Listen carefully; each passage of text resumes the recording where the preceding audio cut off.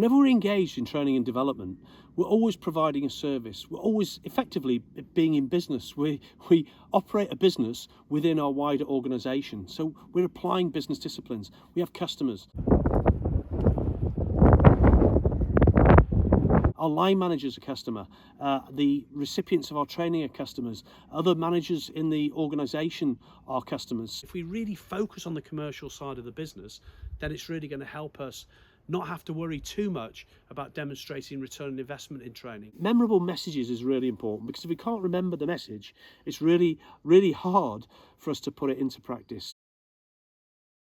How straightforward are the messages in our learning and development to implement operationally?